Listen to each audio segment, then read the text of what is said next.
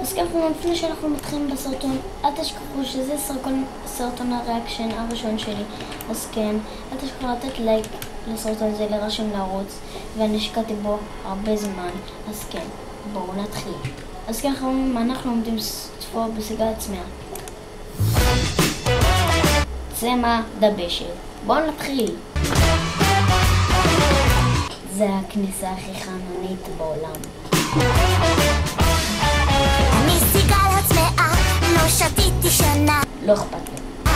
אפילו לא טיפונת מים. בניתי מגדל בשטויות ולא הספקתי לשתות. עכשיו כולם איזה כפה היא נתנה לעצמה. ולא הספקתי לשתות. עכשיו כולם למחוא כפיים. רצתי המון ופצפצתי בלון, אכלתי שעון ונשקתי טוב, עזבו את זה עם הפרצוף המטריד.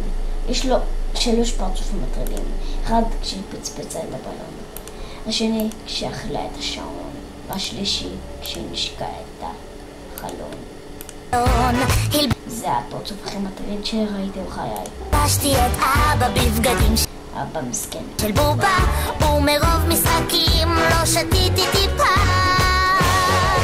אני סיגל מזל שצמחים רוקדים, כי אחרי זה היה השיר הכי גרוע. צמאה, לא שתיתי שנה, התייבשו לי השפתיים. שוב לא אכפת לי. אני כזאת נסיכה, זה לא פרצוף של נסיכה. בטלוויזיה בוהה, אז איך אספור לשתות קצת מים. אני צמאה, חבל על הזמן. להיות עצובה זו כזו חגיגה, השמחה שבלב היא עצב נורא. מה אמרתי עכשיו? לא הבנתי מילה. להגיד את האמת, גם אני לא. כנראה התייבשתי, תזיקו עזרה. תסתכלו איך הוא מחיה את האוויר נראה לי. אני סיגל או את הספה. הצמאה, תסתכלו איך הוא נלחץ. הוא חייב לבדוק אותו קודם. אני סיגל הצמאה, לא שתיתי שנה. אוי תראו, הנה בר של פרסומת של תמי 4, בואו נתחיל. מים. מזגתי לי 2 כוסות, פתאום כיף לי לשתות. דב וורנינג.